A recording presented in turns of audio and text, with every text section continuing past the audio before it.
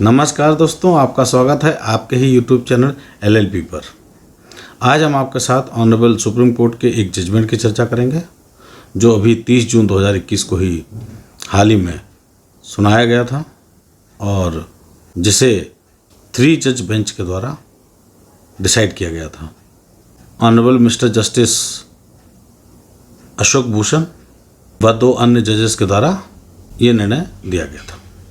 इस केस में जो फैक्ट्स हैं वो कुछ इस प्रकार हैं। एक व्यक्ति सुरेंद्रन नाम का, वो बस का ड्राइवर होता है।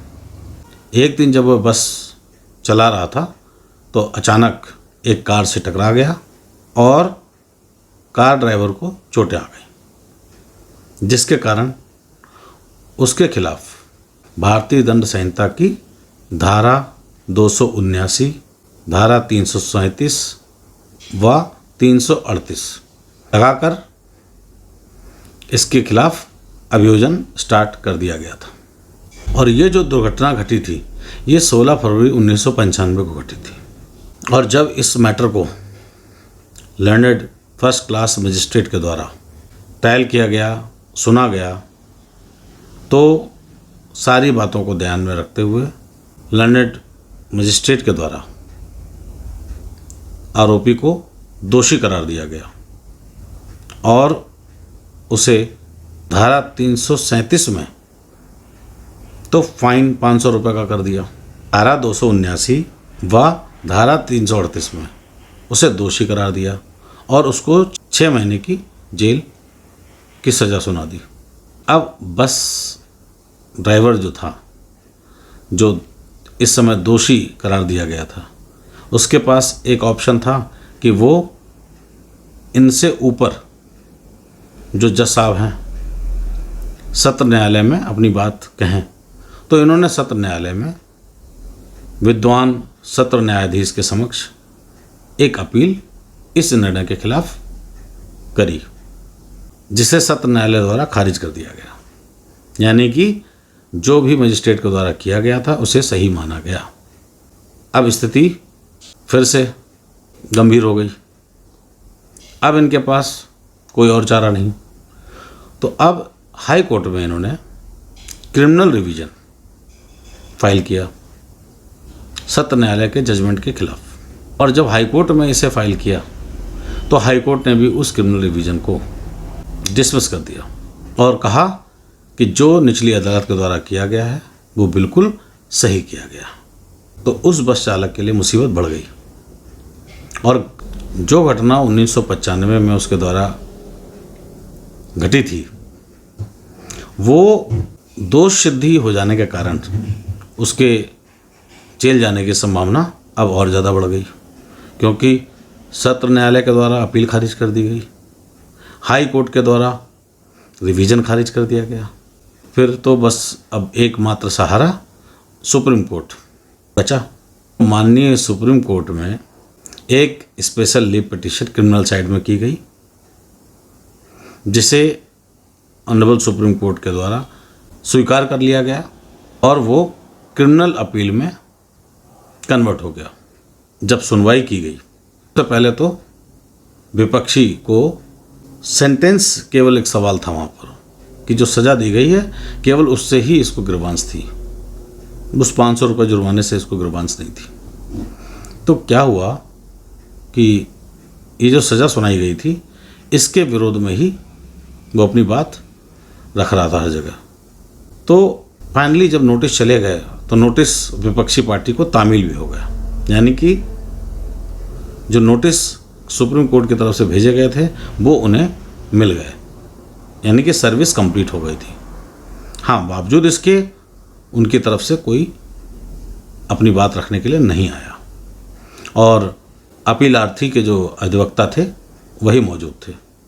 अब उन्होंने 1-2 नज़ीरें पेश करी अपने समर्थन में। एक मसला प्रकाश चंद्र अग्निहोत्री केस के फैक्ट्स ऑनरेबल सुप्रीम कोर्ट के सामने रखे, इससे कोर्ट सहमत हुई और उस वाले केस में जो हुआ था लगभग वैसी ही परिस्थिति इस वाले केस में भी थी। उस केस में धारा 304A के अंतर्गत उसे दोषी करार दिया गया था और 6 महीने की कठोर सजा दी गई थी और साथ ही साथ उसको 250 रुपये का जुर्माना भी किया गया था। जब उसके खिलाफ माननीय सुप्रीम कोर्ट में ये मसला पहुंचा था तो उस मैटर में जब ये फैक्ट्स देखे गए कि घटना के 18 साल बाद अब अगर उसे जेल भेजा जाए तो उसे काफ़ी अपूर्णीय क्षति हो सकती है और इस कारण से उस वाले जजमेंट में माननीय सुप्रीम कोर्ट ने उस सज़ा को कन्वर्ट कर दिया था फाइन के रूप में और जेल जाने से उसे बचा दिया था। यही ग्रीवांस यहाँ पर थी। उन्होंने जब प्रकाश चंद्र अग्निहोत्री वाले केस का हवाला दिया तो ऑनरेबल कोर्ट ने काफ़ी अपनी सहमति दिखाई और साथ ही साथ एक बहस में ये बात और कही गई थी कि जो अपीलांट है यानी कि जो अपीलार्थी आपके समक्ष खड़ा हुआ है ये एकमात्र घर का सदस्य है परिवार का जो कमाने वाला है और इसके 4 बच्चे हैं पत्नी के अलावा। तो इस फैमिली को पूरा चलाने वाला यही व्यक्ति है। तो ऐसे में अगर ये जेल चला जाता है तो ये बहुत बड़ी अपूर्णीय क्षति का मामला बन जाएगा। तो इस पूरे घटनाक्रम को ध्यान में रखते हुए ऑनरेबल सुप्रीम कोर्ट के द्वारा सबसे पहले तो ये बात क्लियर कर दी गई कि जो भी निचली अदालत के द्वारा जजमेंट किया गया है वो बिल्कुल सही है, उसमें कोई भी त्रुटि नहीं है, कोई भी इन्फर्मिटी नहीं है। साथ ही साथ चूंकि घटना के 26 साल बीत चुके हैं, 16 फरवरी 1995 की घटना है वो, तो आज 2021 में वो 26 साल पूरे कर चुके हैं। तो ऐसे में ऑनरेबल सुप्रीम कोर्ट के द्वारा सारी परिस्थितियों को देखकर न्याय हित में ये कहा गया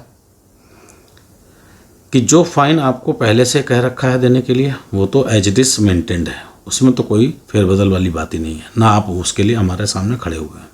और जो धारा 279 और 338 भारतीय दंड संहिता की है उसके तहत जो आपको 6 महीने की सज़ा दी गई है उसको हम फाइन में कन्वर्ट कर देते हैं। तो उन्होंने कहा कि 1000 रुपये प्रत्येक धारा के लिए, यानी कि 1000 रुपये दोनों धाराओं के लिए 2000 रुपये फाइन लगाकर उन्होंने न्याय करने की पहल की। माननीय सुप्रीम कोर्ट के द्वारा 1 महीने के अंदर इस फाइन को जमा कराने के आदेश दिए गए और साथ ही साथ किसी तरीके से उस बस चालक की आखिर में जाके जान बची, वरना 6 महीने की जेल उसे काटनी पड़ती ही और उसके पास कोई विकल्प नहीं होता, क्योंकि बाकी सभी अदालतों से उसे निराशा ही हाथ लगी थी। यहाँ पर यह बात बता दें कि जो धारा इसमें लगाई गई थी वो उपेक्षापूर्ण ढंग से गाड़ी चलाने से संबंधित हैं। तो आशा करता हूँ आपको ये वीडियो अच्छा लगा होगा और यदि आपको ये अच्छा लगा तो निश्चित तौर पे हम चाहेंगे कि इसे आप लाइक करें, सब्सक्राइब करें और ज़्यादा से ज़्यादा शेयर करें ताकि ये सब चीज़ें अन्य लोगों तक भी पहुँचें और उनकी भी जानकारी बढ़े। कोर्ट के प्रांगण में जो कुछ भी आम जनजीवन से संबंधित होता है वो हम उस जजमेंट को हम अपने आपके समक्ष ले आते हैं और उसके फैक्ट्स और उसके अंदर जो भी लॉ पॉइंट होता है उसके बारे में डिस्कस करते हैं। इस तरह से टोटलिटी में बहुत ही कम समय में आपको ये सारी जानकारी प्रमाणिक तौर पे मिल जाती है। और अभी हाल ही में हमारे एक किसी दर्शक ने ये हमसे अपेक्षा की है कि हम चेक बाउंस से रिलेटेड जो एक 20% अमाउंट इंटरिम रिलीफ देने का जो प्रावधान है उससे संबंधित एक वीडियो बनाएं ताकि उस मसले पर भी सभी का ज्ञानवर्धन हो सके। तो जल्द ही मैं उस वीडियो को बनाऊंगा और आपके साथ शेयर करूंगा। तो अभी तक के लिए इतना ही, फिर मिलते हैं एक नई वीडियो के साथ। तब तक के लिए धन्यवाद।